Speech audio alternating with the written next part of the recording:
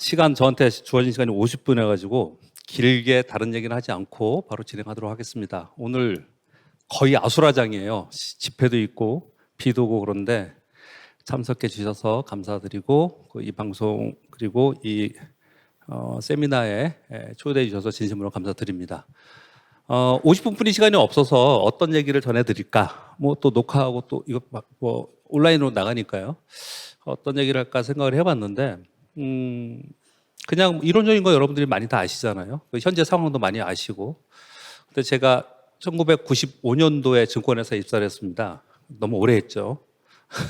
그런데 그동안에 제 주변에 주식 투자로 주식이 아닌 뭐 다른 거로 관심이 있으신 분들도 있겠지만 또 주식을 들으시는 분들의 입장에서는 굉장히 큰 성공을 한 사람도 있고 또 굉장히 실패한 사람들도 있고 그래요. 근데 성공한 사람들은 아주 독특한 자신들만의 어떤 투자 전략을 분명히 가지고 있었는데 그게 일반적으로 우리가 보는 주식 투자론의 책 그리고 일반적으로 많은 매스컴을 통해서 듣는 얘기들하고 이런 것들하고 좀 다른 독특한 투자 원칙을 가지고 있었다라는 거죠. 자신만의 투자론을 가지고 있다라는 거죠. 그런 게 뭘까 이런 생각을 좀 해봤습니다. 뭐 일반적으로 길적 분석 얘기하고 가치 분석 얘기하고 가치주를 롱텀으로 사서 가지고 가고 이런 것들은 다 들으셨잖아요. 그래서 그런 것이 아닌 것 중에 어떤 것을 전해드릴까? 그래서 두 가지 측면에서 말씀을 좀 드리려고 합니다. 오늘 뭐 차트도 보여드리고 얘기를 좀 할 건데요. 요즘에 시절인 만큼 여기서 차트로 보여드리는 종목은 개인적으로 추천 종목이 아니고 그리고 여기서 말씀드리는 투자 입법 또는 전략은 우리 교보증권 공식 입장이 아니고 저 개인적인 의견임을 먼저 말씀을 좀 드립니다. 뭘 할까 하다가 이런 생각을 해봤습니다. 우리 보통 많은 투자론을 공부하잖아요.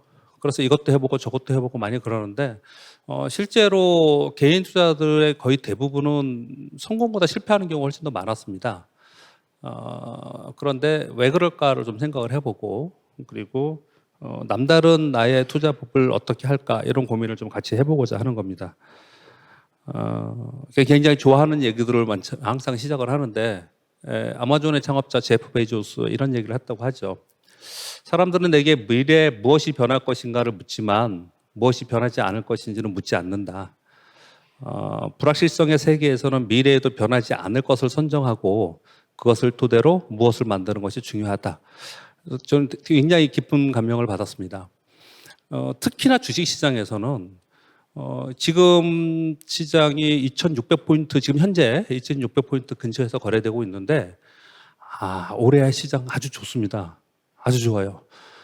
대형주나 아니면은 뭐 패시브, 뭐 인덱스로 거래하시는 분들은 어떨지 모르겠지만 개별 종목을 가지고 거래하시는 분들은 연초에 2차 전지가 있었고 로봇이 있었고 그리고 최근 들어선 반도체, 지금 반도체 종목들이 오늘 지금 다 20% 상한가 막 그래요 지금. 작년에 다들 어떻게 얘기했냐면 올해 굉장히 어려울 거라고 얘기했고 경기가 안 좋고 시스템 위기가 올 것이라고들 많이 그랬습니다. 그리고 그 작년 내내 하락을 했기 때문에 그 사람들이 굉장히 추앙을 받았어요. 굉장히 추앙받고 그리고 작년에 주식 투자를 해야 된다고 말하는 사람들은 비난을 많이 받았어요. 근데 불과 6개월이 딱 지나고 나서 시장이 많이 바뀌어서 그렇게 얘기했던 사람들이 작년에 하락 쪽을 얘기한 사람들을 막 비난하고 역시 주식은 사야 돼. 주식은 긍정론을 갖고 있는 사람이 맞죠. 그래야 돈을 버는 거야. 이렇게 또 바뀌었어요. 그러니까 시시각각으로 바뀌는 투자자들의 마음이 문제라고 저는 생각을 합니다. 결국은 변하지 않는 가치와 변하지 않는 투자법은 분명히 있는 거고 그리고 뭐 지금 이 세션에서 부동산 쪽, 가상자산 쪽 여러 전문가분들이 그쪽에 메커니즘이 있기 때문에 그걸 설명을 하겠죠. 저는 이제 주식 쪽을 얘기를 하니까 주식 시장 안에도 외부에서 바라보는 것하고 굉장히 다른 메커니즘이 분명히 있다라는 거죠. 흔히 얘기하는 게 그런 겁니다.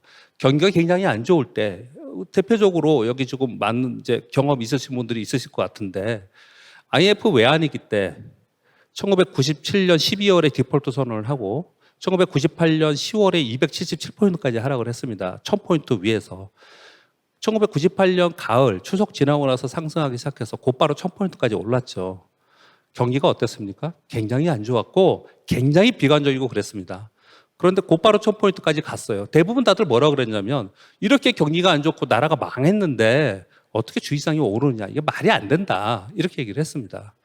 08년도에 글로벌 금융위기가 있었을 때는 제가 오늘 아침 방송에 그런 얘기를 했는데 지난주에 미국의 부동산 전문가가 이런 얘기를 했다고 합니다.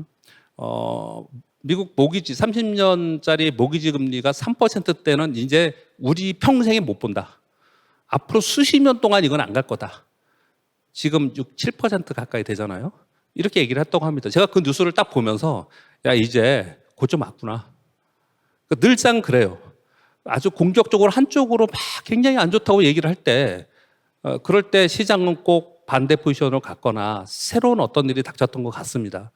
갑자기 이 얘기를 왜 생각나서 꺼냈냐면은 08년도에 부동산발 금융위기가 미국에서 발생을 했잖아요. 미국에서 위기가 발생한 건데 우리는 그냥 미국 위기라고 안 하고 글로벌 금융위기라고 하잖아요. 그런데 그때 우리가 들으면 진짜 유명한 전문가들, 석학들, 교수님들이 전부 다 뭐라 그러냐면 앞으로 향후 10년에서 20년간 미국은 안 된다 그랬어요. 1년 만에 미국 주식시장은 다 원위치했고요. 미국 경제는 서서히 다 올라왔습니다. 그러니까 주식시장 자체는 경기 사이클하고 상당히 다른 부분이 많이 있다라는 것이에요. 그러니까 주식시장 안에서 변화가 있는데 그 변화를 추종하면서 내가 투자하려고 한다. 내년의 시황은 어떻게 될 거야? 내년의 경기가 어떻게 될 거야? 올해 말 아니면 내년도에 작년에 얘기했던 사람들이 올해 글로벌 금융위기 급의 시스템 위기가 올 가능성이 있다. 이렇게 얘기들 많이 했어요. 근데 지금 안 그랬지 않습니까? 그러니까 다들 지금 어떻게 얘기하냐면은 올 연말이나 내년에 올 거라고 또 얘기를 하고 있어요. 늦춘 거예요. 언젠가 그렇게 하다 보면 오긴 오겠죠. 금리를 지금 계속 올리는 상황이 되면 사실은 저는 개인적으로 5에서 5.25%의 기준금리, 미국의 기준금리 이것도 상당히 높은 건데 07년도에 5.25%였잖아요. 여기서 두 차례 더 올린다고 해요. 이건 사실은 걱정이 좀 되고 있습니다. 제발 안 올렸으면 좋겠고 그리고 올리면 바보 같은 짓이라고 저는 개인적으로 생각을 합니다. 근데 여기서 두 차례 더 올려서 5.75%의 금리를 개인 대출자들이나 소상공인들이나 기업들이 한계 기업들이 버틸 수 있을까 굉장히 어려울 거라고 생각을 합니다. 여하튼 조금 빗나간 말씀을 드렸는데 지금 이 타이틀에서 말씀드리는 거는 결국은 경기가 침체가 될 것이고 그리고 시스템 위기가 올 가능성도 있고 이 얘기를 계속 하고 있잖아요. 그래서 그게 무서워서 주식 투자를 못 하고 있으면은 그럼 맨날 쳐다보고 있다가 10배씩 오르는 종목들이 지금 막 발생을 하고 있는데 그럼 언제 할 거예요? 그러니까 시장 안에는 시장 안의 메커니즘과 시장 안에 독특한 기본적인 원칙이 있다라는 건데 그 원칙을 잡고 가자라는 말씀을 드리고자 하는 거예요. 저는 미국에 지금 7공주라고 얘기를 하죠. 시가총액 1위부터 10위까지, 7위까지 얘들이 시가총액이 너무 높기 때문에 지금 7월 24일 날 리밸런싱을 한다고 합니다. 그래서 그것 때문에 또 걱정을 좀 하기도 해요. 미국 시장에서는요. 근데 얘들 시가총액이 이렇게 많이 올라간 종목이 왜 남들은 못 올라가는데 이들 주식만 계속 올라가느냐. 애플이 올라가고 마이크로소프트, 엔비디아, AI 때문에 그렇다. 막 이렇게 얘기를 하는데 그럼 테슬라는요? 그럼 애플은요? 그럼 메타는요? 이런 거 계속 오르잖아요, 지금요. 그러니까 저는 그걸 어떻게 보냐면 지금 변하지 않는 게 무엇인가를 지금 설명드리고자 하는 거예요. 그걸 어떻게 생각하냐면은 만일 경기 침체 또는 시스템 위기가 발생을 해도 얘들을 들고 사서 갖고 있어야 된다고 생각하는 거예요. 투자자들은. 슬림화 되는 거죠. 이들을 갖고 있으면 결국은 고생을 하더라도 다시 올라와서 나한테 수익을 줄 것이다. 위기가 발생을 하고 경제 위기가 발생했을 때 어설프게 다른 주식을 갖고 있었다가 그 회사가 어려워지면 어떻게 해요? 상장 폐지되면 어떻게 해요? 망하면 어떻게 됩니까? 그러니까 결국은 거기에 쏠림 현상이 나타나는 게 굉장히 중요하다고 생각을 해요. 그리고 경기가 어렵더라도 이들의 재무구조와 이들의 사업 영역으로 봤을 때 충분히 이익을 끌고 갈 수 있다고 생각하니까 거기에 쏠림 현상이 나타나고 그냥 그거만 각광을 받고 있는 거예요. 지금 미국 시장의 지금 상황이 그렇거든요. 이걸 똑같이 가져왔을 때 우리도 똑같이 그런 현상이 지금 나타나고 있어요. 이걸 저는 어떻게 보냐면 좀 이론적으로는 우리 페토시의 책 경제적 해자라는 책이 있죠. 경제적 해자라는 표현을 씁니다. 경제적 해자가 있는 기업을 가져가야 된다. 늘 그런 얘기를 많이 하고 있고요. 그 경제적 해자가 있는 기업이라 하더라도 좋은 기업 이퀄 좋은 주식은 아니거든요. 그러면 좋은 주식이 되는 상황은 어떤 것인가를 자기가 만들어 갖고 그 원칙을 갖고 그것을 계속 가져간다면 사실은 시황은 떨어지면은 나는 좀 더 고생할 뿐이고 올라갔을 때 더 해피한 거고 그러는 거죠. 어떤 사람들은 계속 반도체만 거래했던 사람들이 지난 1월부터 3월까지는 굉장히 힘들었습니다. 기분이 안 좋았어요. 왜요? 2차 전지만 계속 올랐으니까. 그런데 지금은요. 지금은 반도체 갖고 있는 사람이 제일 좋아요. 바이오 갖고 있는 사람은 또 기분 안 좋겠죠. 근데 어느 순간에 또 바이오 올라가면은 또 바이오 갖고 있는 사람이 좋아지고 또 다른 쪽은 안 좋고 이렇게 순환이 갑니다. 근데 자기가 선택한 기업에 자기가 선정한 원칙을 가지고 계속 가야 된다. 이게 가장 중요하다고 저는 생각을 합니다. 이론적인 거는 되게 할 말이 많아요. 근데 굉장히 짧은 시간이니까 아주 중요한 데이터는 다, PPT는 다 가져왔습니다. 여러분들이 나중에 보시기 위해서 다 가져왔는데 중요한 것만 그냥 말씀을 드릴게요. 주식시장에서 제가 지난 29년 동안 봤을 때 이도저도 다 필요 없고 뭐가 제일 중요하다고 생각하세요? 여러분들은 아마 이런 생각을 할 거예요. 그냥 좋은 기업에 투자해서 그냥 있으면 되는 거 아니냐. 결국은 봤더니 뭐 다 올랐더라. 뭐 삼성전자 뭐 대표적이겠지만 불과 3년 전에 2020년도에 뭐 우리 잘 모르는 뭐 효성중공업 이런 거 투자 잘 안 하잖아요. 지금 효성중공업이 그게 올 수가 있어? 7천 원이 14만 원 갔어요. 7천 원짜리 14만 원. 그 당시 지금 최근에 10배가 아니고 최근 3년 동안 수십 배 정도들이 굉장히 많았습니다. 그런 주식들이 분명히 있는데 내가 이런 주식들을 가지고 끝까지 가져갈 수 있느냐 없느냐의 문제는 이제 차후의 문제이거든요. 근데 시황이 변하면서 그들의 주가가 빠지기도 하고 오르기도 하고 그랬습니다. 근데 그 시황을 뭘로 판단하느냐? 제일 중요한 건 기업인데 좋은 기업의 주식이라 하더라도 주가가 시황에 따라서 많이 빠지기도 하고 올라가기도 한단 말이에요. 이거는 뭐 다른 분야도 다 그렇지 않습니까? 근데 그 시황이 아주 복잡하게 어려운 걸로 생각하지 말자는 거예요. 그냥 제가 볼 때 결론은 딱 두 개예요. 그냥 금리와 환율입니다. 금리와 환율. 어제 미국 시장에 올라가지고 지금 연중 신고 지수를 다시 경신했잖아요. 지금 S&P 500 지수는 역사적 신고 지수가 7%뿐이 안 남았어요. 아니, 그렇게 어렵다는데, 그렇게 안 좋다는데, 역사적 신고 지수 근처까지 다가 있습니다. 그렇게 안 좋다고 하는데도.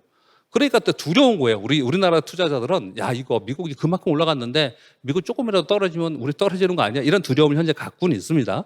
근데 여하튼 미국 시장이 이렇게 오르는 이유 중에 하나는, 작년에 빠진 중에 이유 중에 하나는 기준금리를 계속 올렸기 때문에 그랬고, 작년 초에 연준에서 연말 기준금리의 목표를 예상 전망을 3.5에서 3.75라고 했어요. 왜?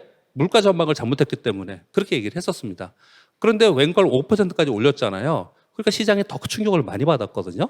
그래서 요번에 두 차례 더 한다고 하는 말 자체가 되게 걱정스럽긴 합니다. 여하튼 올해 1월부터 시장이 상승을 하기 시작했는데 그 이면에는 뭐가 있냐? 이제 기준금리가 오르는 데는 한계가 있다. 이제 거의 다 왔다. 이 얘기를 계속 하는 거예요. 어제 미국 시장이 뜬 이유도 어제 CPI가 3.0으로 나왔습니다. 헤드라인이. 그거보다 더 중요하게 생각했던 것은 무엇이냐면 코어 CPI가 4.8이 나왔어요. 그게 5.0을 시장에서 전망한 거거든요. 4.8이 나왔습니다. 코어 CPI가. 보세요. 지금 2년 만기 국채 수익률이 5.1까지 떨어졌다가 지금 어제 빠져갖고 4.78인가 4.8인가 그렇잖아요. 근데 코어 CPI가 이게 떨어졌다고요. 4.8까지 떨어졌다고요. 그러니까 기준금리보다 물가가 더 떨어지는 상황이 되면은 연준이 감할 수 있겠냐. 이 시장이 굉장히 그걸 긍정적으로 봤습니다. 자, 결국은 금리가 그렇게 중요하다라는 거예요. 금리가. 기준금리에 따라서 시황을 판단하는 것을 지금으로부터 30년 전에 우라가미 군요가 주식시장의 주식시장의 흐름이라는 책을 쓰면서 금리를 가지고 주식시장의 흐름 읽는 법을 설명을 했습니다. 30년, 40년이 지났는데 지금도 많은 전문가들이 그걸 갖고 얘기를 하고 있어요. 그만큼 금리의 시장은 연동한다라는 거예요. 금리에. 그러면 올해 시장을 생각해 보면 이론은 그렇다 치고 올해 시장을 생각해 보면 기준금리 계속 내리는 동안 시장이 떨어졌어요. 그러면 이제 기준금리를 더 이상 안 올릴 것 같아. 그러니까 시장이 조금 반등했어요. 너무 과하게 떨어진 부분은 반등했어요. 그래 놓고 이제 그러면 여기서 더 올라가려면은 그러면 정말 경기가 나쁘지 않은 상황 속에서 경기가 부러지면서 금리 인하는 건 아니고요. 나쁘지 않은 상황 속에서 기준금리를 서서히 내려주면서 유동성을 보강해주는 소위 말하는 좋은 골디락스 상황, 이런 부분이 만들어지면 더 올라갈 수 있지만 그렇지 않으면 여기서 그냥 있을 수밖에 없는 거거든요. 우리 시장 보면 계속 박스권에 있잖아요, 지금요. 지금 상황은 경기가 앞으로 어떻게 될지, 거기에 따라서 기준금리가 어떻게 될지 이렇게 눈치를 보는 그런 시장이에요. 기준금리 기준으로 봤을 때 그렇다는 설명을 좀 드리는 겁니다.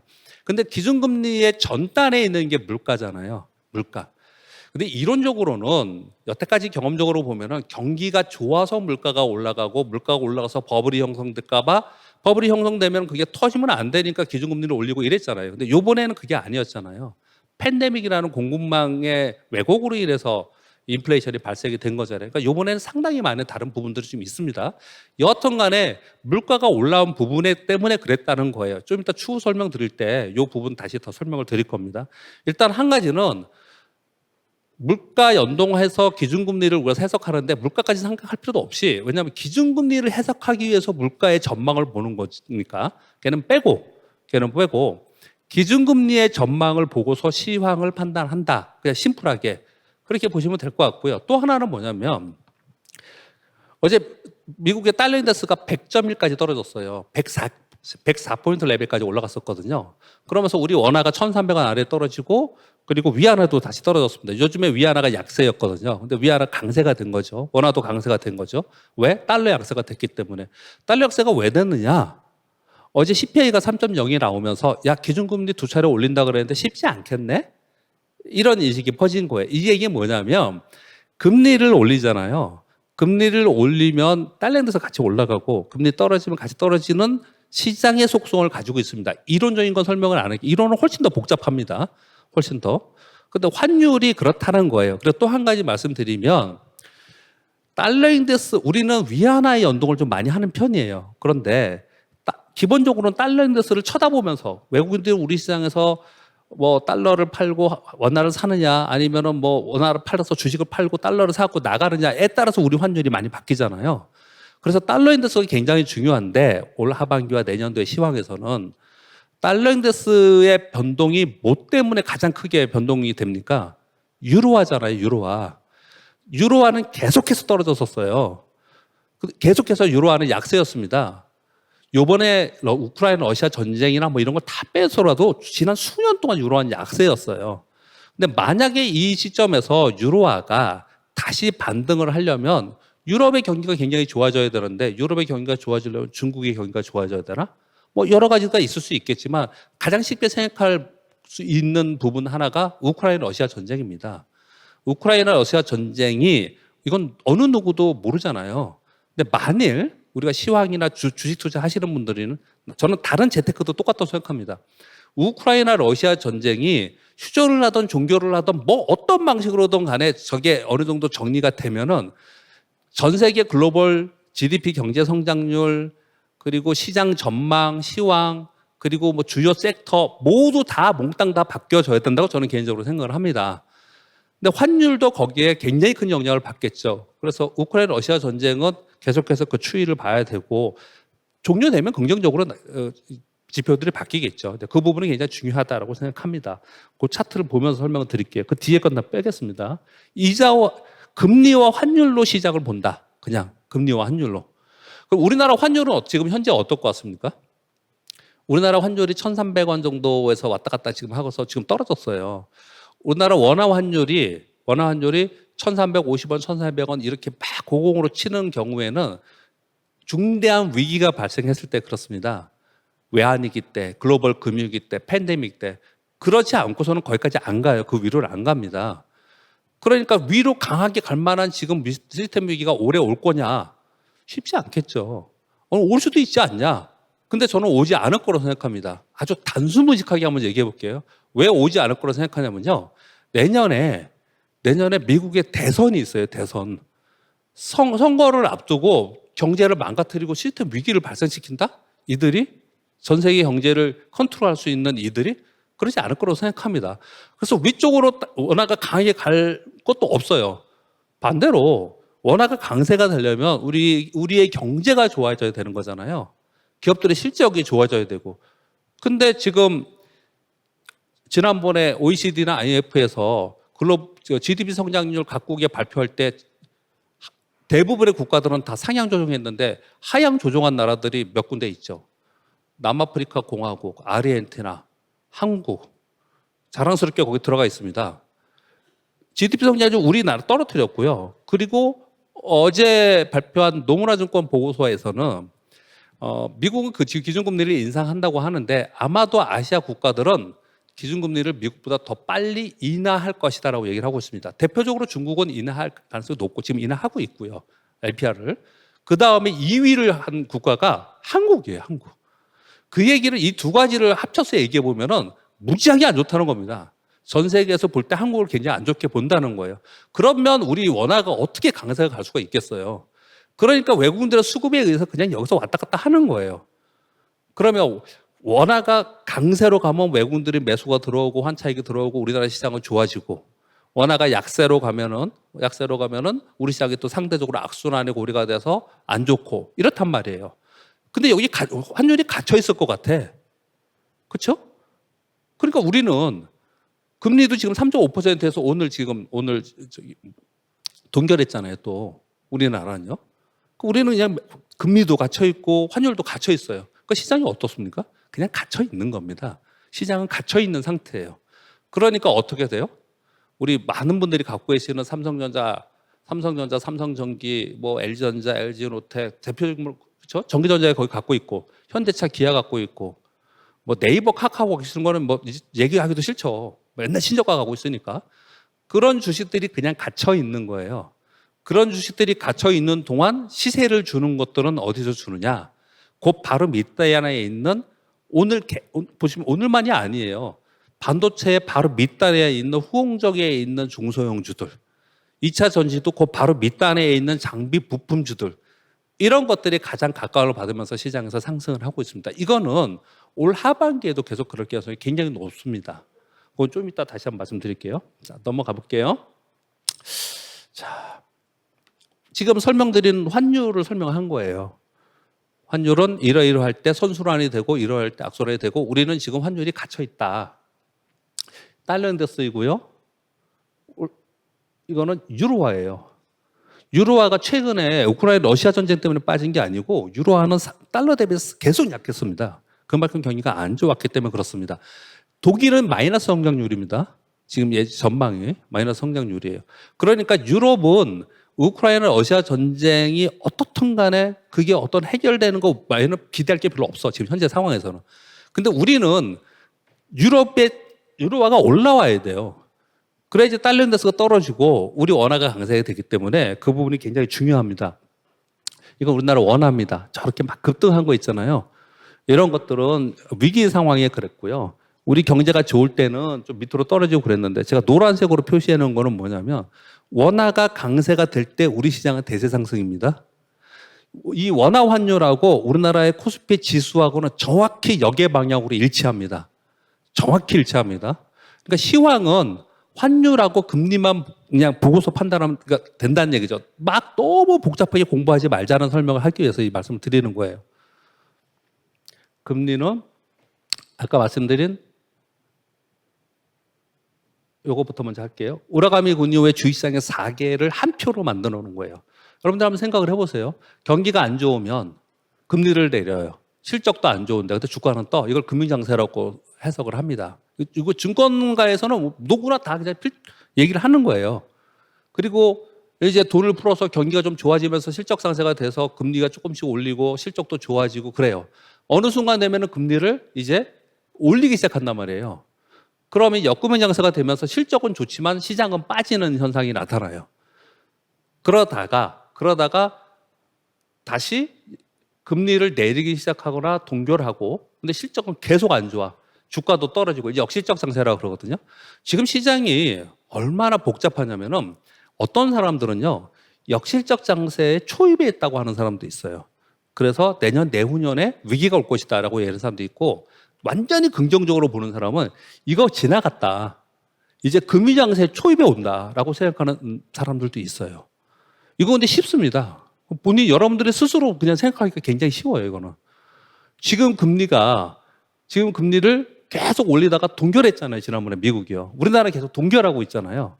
그러니까 동결이라는 얘기는 여기잖아요. 여기지 않습니까? 기업의 실적은 떨어지고 있잖아요. 지금요. 그렇죠? 그리고 주가는 왔다 갔다 지금 하고 있어. 그러니까 여기에 들어가 있는 건 분명히 맞아요. 여기에 들어가 있는 게 맞습니다. 근데 이게 초입에 있다. 그러면 굉장히 어려운 국면을 우리가 지나가야 된다. 이렇게 얘기하는 사람들은 뭐라고 얘기하냐면은 절대 지금 주식 사지 말고 절대 지금 투자 막 이것저것 투자하지 말고 무조건 현금 갖고 있어라. 향후에 앞으로 올까 말까 하는 진짜 대박의 기회가 이번에 온다. 그런 거 되게 많이 봤죠. 유튜브에. 굉장히 자극적으로 뭐 20년 만에 한 번 오는 막 이거 그렇게 얘기하는 사람들의 논리는 이제 여기 있다라는 거예요. 그런 사람들 그렇게 보는 거예요. 그리고 어떤 사람들은 여기 있다고 보고. 근데 아무튼 저는 이걸 설명드리려고 하는 게 아니고 여기 있던 간에 나는 내 할 일을 하자는 거예요. 나는 내 할 일을 하자. 그 설명을 지금 오늘 하려고 하는 거고요. 아까 좀 전에 그거 뭐였냐면은 요번에 그 잭소놀 미팅 있잖아요. 8월에 하죠. 이 잭소놀 미팅이 제일 중요합니다. 이번 주에 이번 달 말에 있을 FOMC 회의, 뭐 연준 위원들이 뭐라고 떠들고 매파적 발언하고 두 번 한다 만다, 뭐 호주 금리, 캐나다 금리 이런 거 다 필요 없고요. 제가 보기에. 그리고 CPI가 3%까지 갔다가 3% 아래로 떨어지지 않을 거다. 오히려 올라갈 거라고 생각을 해요. 왜냐하면 역기조 효과 때문에. 그런 거 다 필요 없고 제 판단으로는 잭소놀 미팅이 제일 중요하다고 생각합니다. 잭소놀 미팅이. 왜 그렇게 생각하냐면요. 지금 미국하고 유럽이 지금 목표 물가가 2%잖아요. 2% 맞춘다 그러면서 미친 듯이 금리 인상을 하지 않습니까? 제가 정말 미친 듯이 하는 것 같아요. 이게 지금의 경제 환경에서 5.75, 5.5%를 이게 말이 되나? 그러니까 채권 시장은 막 박살 났었잖아요. 작년에는요.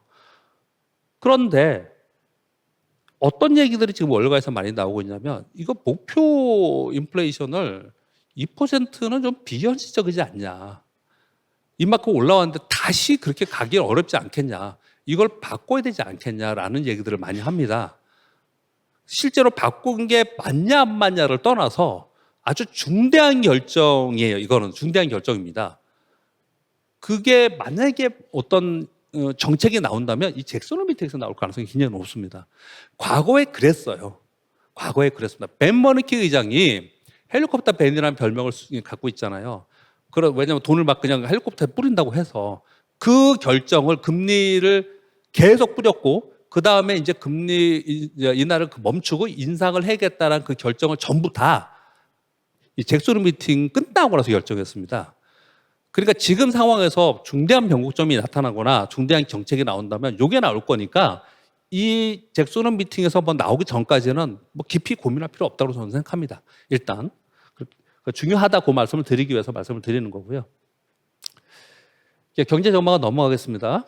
그냥 참고로 여러분들이 아셨으면 해서 그랬는데 저는 요거는 그냥 한번 읽어드릴게요. 아주 빨리 읽어드리겠습니다.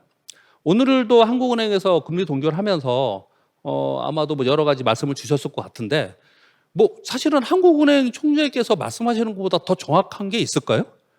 뭐 아무리 뭐 전문가들이 나와서 떠들어도 그리고 정말 다행스러운 거는 과거보다 지금 현재 한국은행 총재께서는 굉장히 다정하게 자상하게 시장에 대해서 하나하나 설명을 다 해주고 있습니다. 지금 하나 다 해주고 있어요. 이렇게 지난번에 국회에서 질의한 거에서 증언입니다. 중요한 것만 말씀드릴게요. 연말까지 한 3% 정도까지는 떨어질 것 같은데 그 이상까지 떨어지지 않을 것 같다. 한미 금리 격차가 있는데 이거 환율 상승 우려를 하는데 이거는 하나의 원인일 뿐이기 때문에 그러지 않을 것 같다. 올해 상저하고를 전망했는데 이거 안 될 것 같아. 그렇다고 뭐 나중에 그 상저하죠. 뭐 이렇게 뭐 경기 얘기하는 겁니다. 이렇게까지 심각하게 보지는 않아. 왜? 수출이 나빠도 소비가 어느 정도 유지를 하고 있어. 그리고 우리 GDP 성장률 더 낮출 거야. 실제로 낮췄습니다. 그리고 올해 미국 금리 자꾸 뭐 피번 얘기하는데 금리 인하 가능성 크지 않아. 김치국 마시지 마. 그리고 중국 특수 얘기하는데 이거 과거 중국하고 지금은 달라. 그러니까 중국 기대지 마. 이런 얘기를 했습니다. 그리고 지난번에 6월 금통위, 오늘은 지금 7월 금통위 한 거고요. 이때 얘기한 거는 기준금리 동결하면서 성장률을 낮췄고요. 성장률 낮췄고 그리고 물가 3% 이하로 내려가기 쉽지 않을 거다. 그리고 최근에 단기적으로 부동산 뭐 주담보가 증가하고 있다고 하는데 단기적으로 부동산 가열이 크진 않을 거다. 왜? 향후 가계부채를 어떻게 디레버리징 할지 고려하고 있다. 그러니까 시장에 시그널을 자꾸 주는 거예요. 이거는 우리나라만이 아니고 미국도 자꾸 시그널을 이렇게 줍니다. 왜요? 물가 때문에. 그런 것 같아요. 미국에서는요. 아주 근데 한국은행 총재인데요. 이렇게까지 자세히 설명을 해줬습니다. 반도체 시장은 올해 4분기가 저점이라고 본다.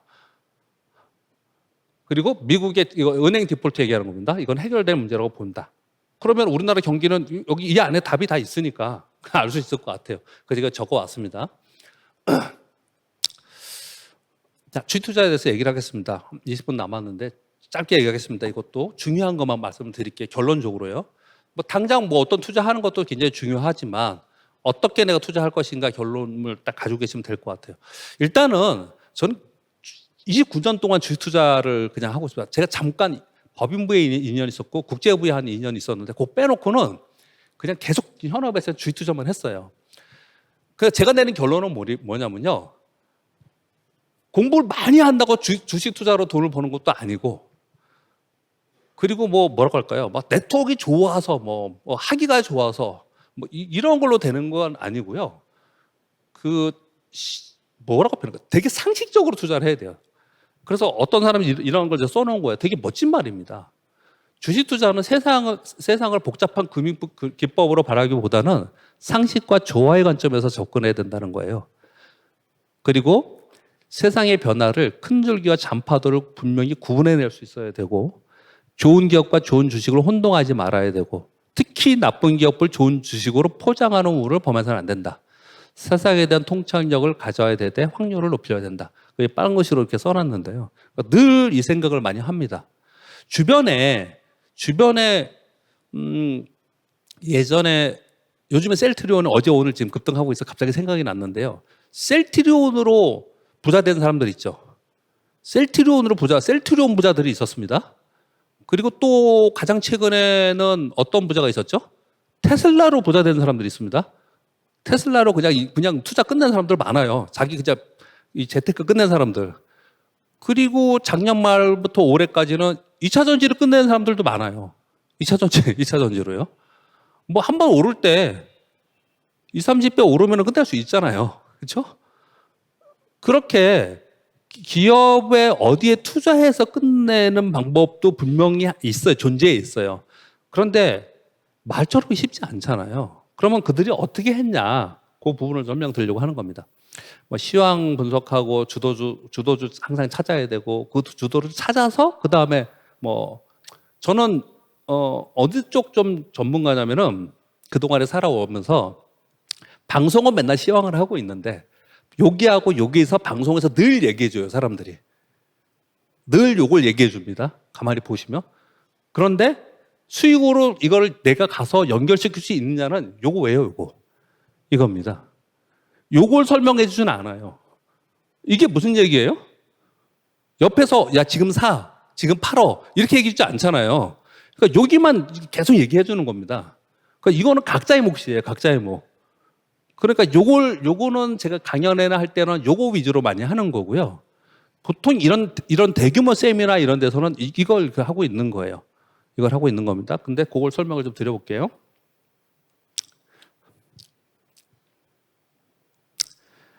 주가가 오르고 내리는 이유는 오르는 거는 사기 때문이고 내리는 거는 팔기 때문이다.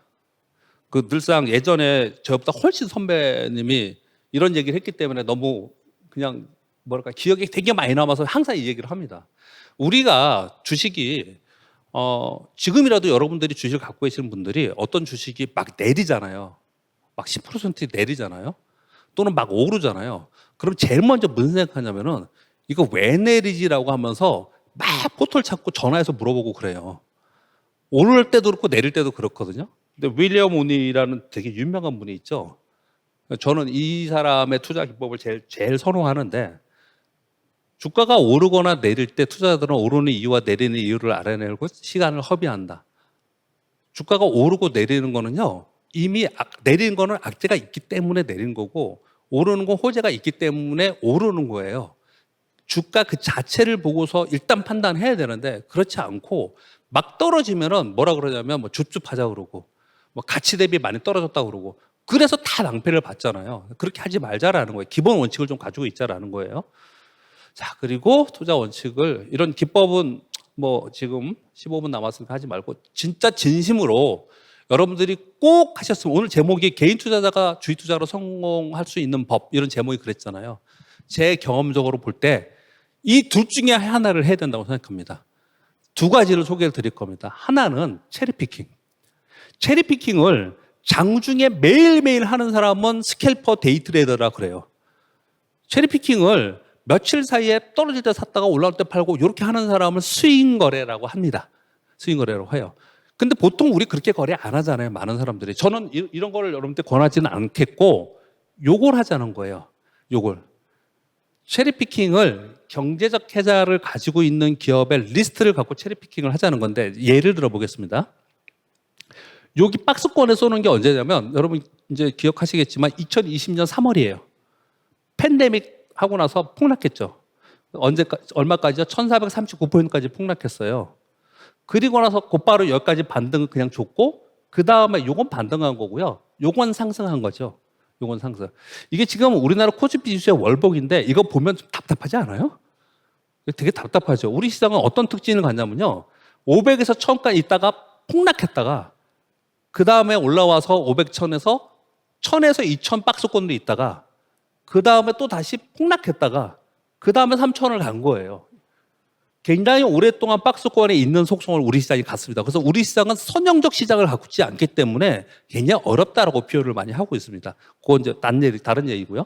아무튼 이게 지금 3월에 폭락한 거거든요. 1월, 2월, 3월이고 그 다음에 요만큼 올라오고 그 다음에 이렇게 해서 이때가 포모에 의해서 개인 투자들이 무수히 들어온 거죠. 주식시장에.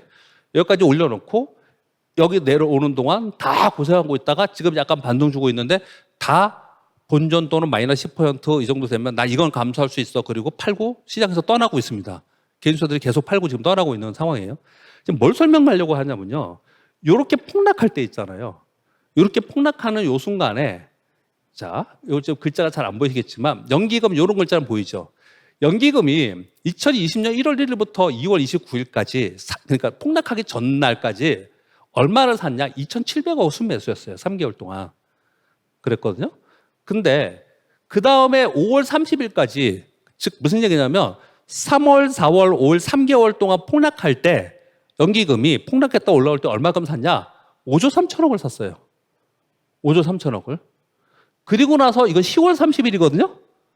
6월, 7월, 8월, 9월에 올라왔잖아요. 아까 다시 한번 볼까요?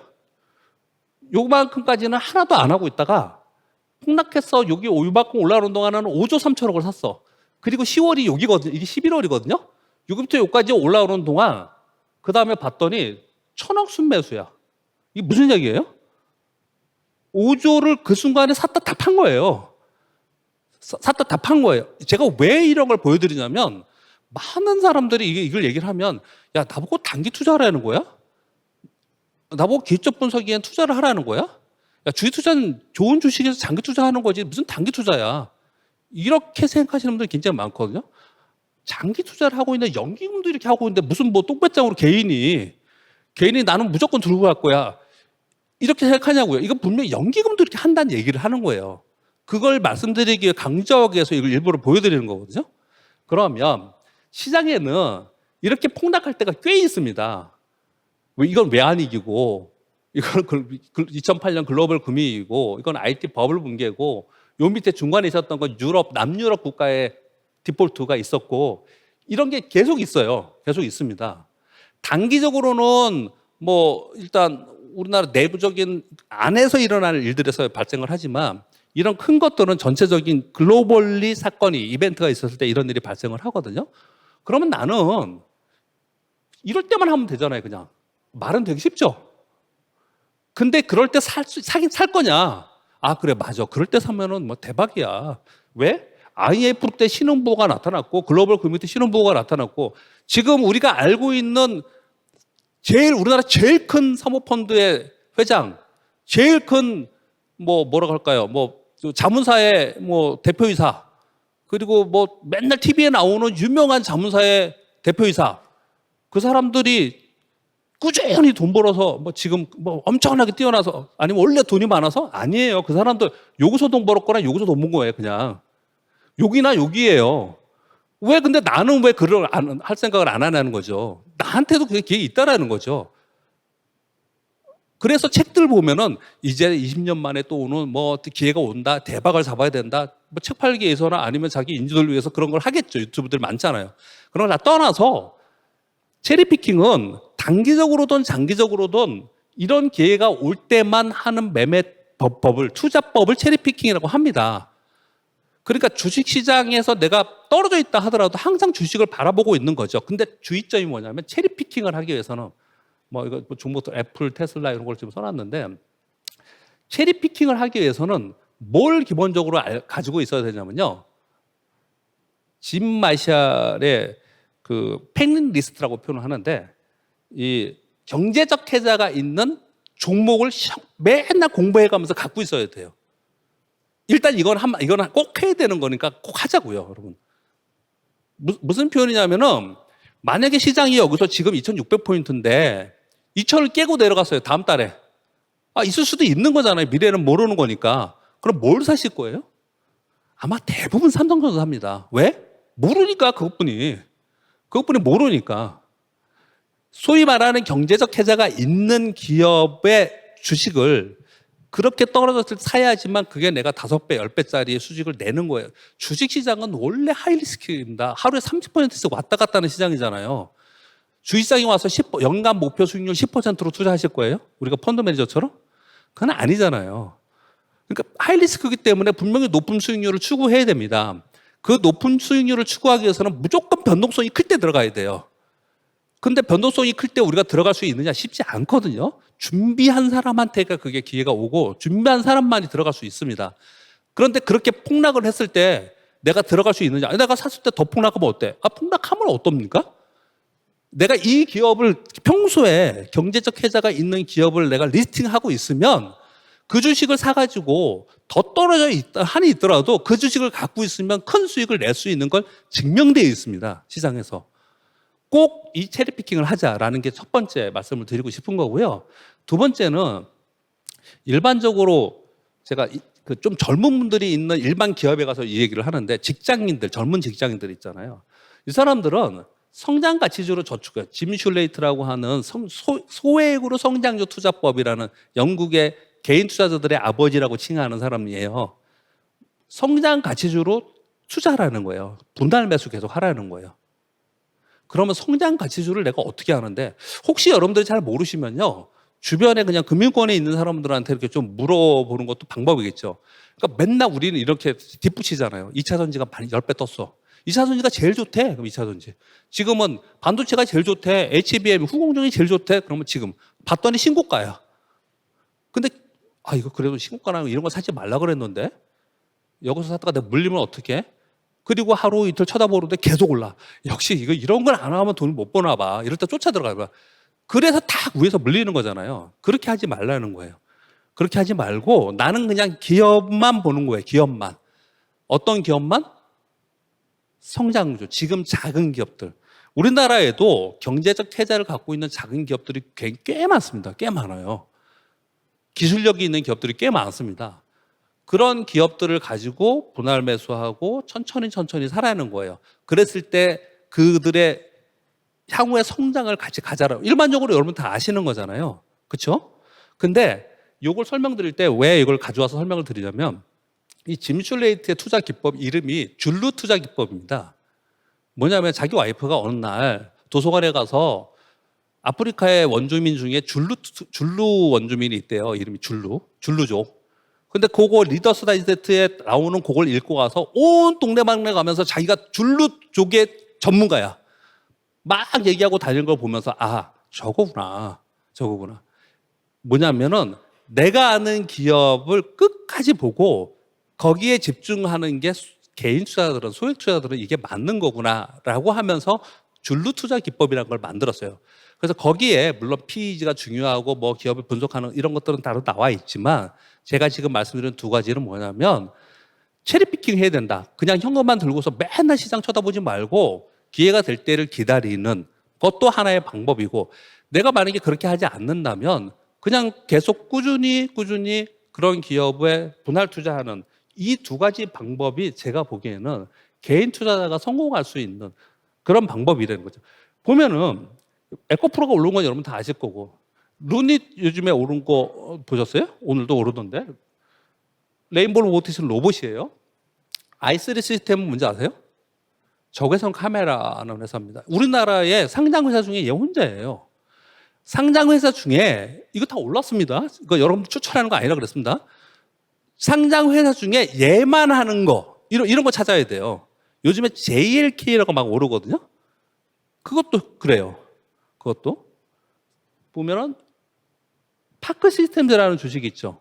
이거 원자 현미경이거든요. 우리나라 상장 회사 중에 원자 현미경 적용해서 바이오 헬스케어나 반도체에는 얘뿐이 또 없어. 그러니까 이런 기업들이 우리나라에 꽤 많습니다. 이런 기업들을 찾아서 분할 매수해야 된다. 그게 굉장히 중요하다라고 말씀을 드리는 겁니다. ETF 있잖아요. 얼마 전에 제가 참고를 해서 넣어왔나? 미국의 65세 이상의 고령층의 주식 투자자가 과거에는 한 50%뿐이 안 됐는데 지금 한 75%가 투자를 하고 있다고 합니다. 이유는 이러이러한 이유예요. 중간에 중요한 거 말씀드려볼게요. 이 세대들은 중간에 블랙 먼데이를 거쳤죠. 닷컴 버블 거쳤죠. 글로벌 금융위기 거쳤죠. 다 주식시장이 폭락하고 막 이런 걸 다 거쳤어요. 저도 95년도에 입사해가지고 1년 반 만에 IMF 외환위기 터졌죠. 닷컴 버블 터졌죠. 그 다음에 글로벌 금융위기 맞았죠. 뭐 팬데믹은 뭐 잠깐이었지만 그거 맞았죠. 결국은 있죠. 결국은 시장은 올랐고 좋은 기업은 다 주가는 다 올랐어요. 이걸 경험적으로 인식을 했기 때문에 이들은 직접적이든 간접적이든 계속 투자를 하고 있다는 거예요. 우리도 여러분들은 주식에 관심이 있고 재테크에 부동산 뭐 채권 관심이 있어서 오신 분들이잖아요. 결국은 제가 처음에 보여드린 것처럼 기본적인 변하지 않은 원칙을 가지고서 갔을 때 내가 성공할 수 있다. 요 얘기를 계속 하고 싶어서 말씀을 좀 드렸고, 그 방법론에서 두 가지가 있는데 그 두 가지는 하나는 체리피킹, 하나는 저축하기. 그렇게 하자라고 말씀을 드렸던 거고, 그리고 종목을 잘 모르겠다면 요즘엔 너무너무 좋잖아요. ETF가. 너무너무 좋잖아요. ETF가 전 세계에 있는 뭐 주식, 채권, 뭐 광물 다 있잖아요. 그리고 최근 들어서는 퇴직연금에서 들어가서 저의 선배들도 막 물어요. 요즘 앞으로 중국 어떨 것 같아? 미국의 빅테크도 어떨 것 같아? 그럼 왜요? 그러면 자기 퇴직연금 들어가서 거기 ETF를 사겠다라는 거예요. 거기 ETF를. 그만큼 우리에게는 많은 기회가 있고 예전보다 훨씬 투자 기회가 많습니다. 굉장히 많아요. ETF는 훨씬 더 우리에게 안정성을 예전보다 훨씬 주면서 수익을 낼 수 있는, 왜냐하면 얘네들 변동폭이 크거든요. 줄 수 있는 것 중에 하나이고, 마지막으로 하나 더는 뭐냐면 ETF에 소속되어 있는 종목들 있잖아요. 그 종목들이 갑니다. 2차 전지가 가면, 2차 전지 소재가 가면 ETF에 2차 전지 소재 ETF가 뜨잖아요. 그럼 밑에 있는 종목들이 있지 않습니까? 근데 걔를 사기 때문에 그 종목이 간다. 전혀 엉뚱한 데 가서 투자하지 마시라는 거예요. ETF로 활용할 때. 그렇게 보시면 될 것 같습니다.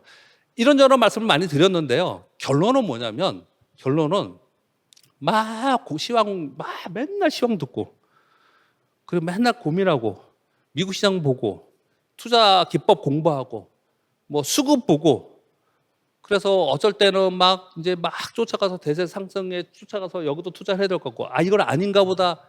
한마디로 이거예요.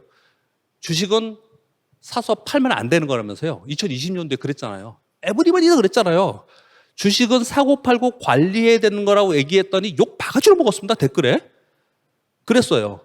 1년 딱 지나고 나니까 역시 주식은 장기 투자하면 안 돼. 사고 팔아야 돼. 이렇게 바뀌었잖아요. 그렇게 하면 안 된다는 얘기를 표현 드리는 거예요. 일반적인 사람들이 모두 다 하는 방식대로 하지 말고 그냥 자기가 선택할 때 어떤 방법을 선택해야 되는데, 제가 볼 때 제 주변에 성공한 사람의 케이스로 봤을 땐 체리피킹 그냥 그때만 딱 했던 사람이나 아니면 꾸준히 모았던 사람이나 그래야지만 그 재테크에서 주식시장에서는 성공하고 큰 돈이 되지 않았나라고 생각합니다. 자, 여기까지 하도록 하겠습니다.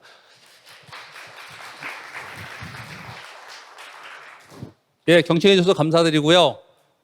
오늘 비 많이 오는데 비 수해 조심하시고 건강하시기 바랍니다. 감사합니다.